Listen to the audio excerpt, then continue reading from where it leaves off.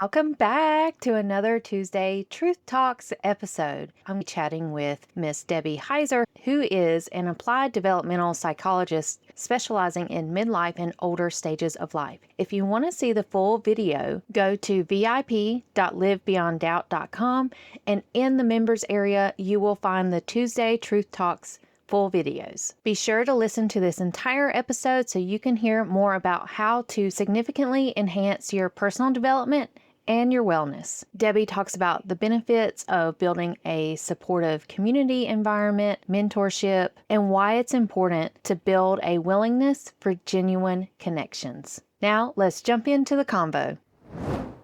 Okay, Bossing Up Overcoming OCD listeners, I'm back again today with another special guest, Miss Deborah Heiser. Welcome, Debbie. Thank you for having me. I'm delighted to be here. Would you like to share with the listeners more about you and your background? Sure. I'm an applied developmental psychologist. My area of expertise is midlife and older. I like to think of looking at life as a series of opportunities throughout our entire lifespan, and it gets really good at midlife. I like to also talk about mentorship and how that can enhance our personal development and our personal wellness. Yes. And the mentorship. So, in getting into that, is that something that you talk about in your book? I do. I wrote The Mentorship Edge, and most people don't know that there's an actual tie between our developmental lifespan and mentorship. It's something we're built to do and built to engage in, but most people think of it as something just for work. So the Mentorship Edge, Yes. yeah. So I talk about how it can be used in everyday life and how we can utilize it both hierarchically, which is how you might use it at work,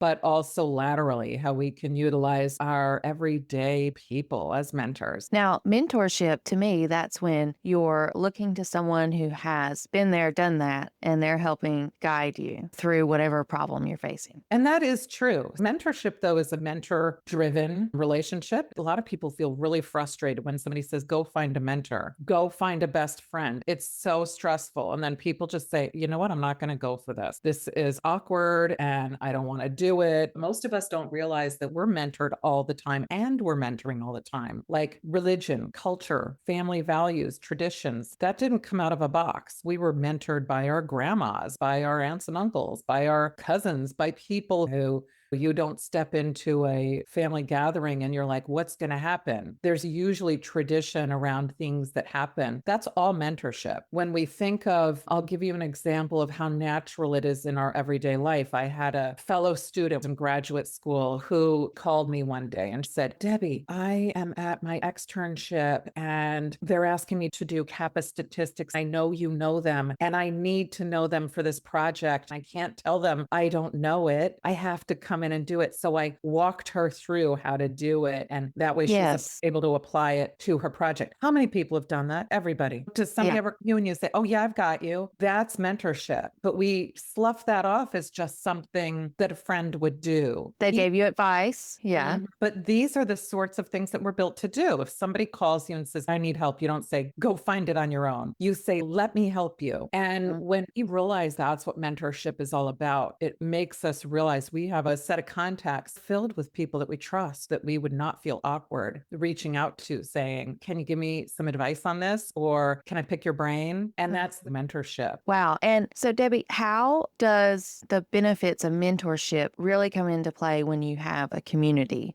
Building an OCD community for women, does the mentorship get even better when you involve more people, like that kind of thing? Yes, community is like a workplace in many ways, but it's in our personal lives. Yes, that is your contact sheet. It's a set of contacts that you trust. So mentorship requires 5 things. And Okay. most people think it just means 2 people connecting, but it's really more. First, it requires somebody that has expertise that is willing to give that away, right? They want somebody. So if I said to you, hey, Erin, I want to give you some advice on mentorship, you'd have to want it. If you could say, you know what, I don't need any of that info, then there's no mentorship. You could also say, hey, I'd like some mentorship on bike riding. There has to be a match. The second thing, you have to be intrinsically motivated to give this information and to receive it, to have this relationship. So if I said, I'll tell you all about mentorship, but you better pay me $5, that's not mentorship. If you are at work and you're getting paid to mentor, you are not a mentor. You are something else. You Yeah. are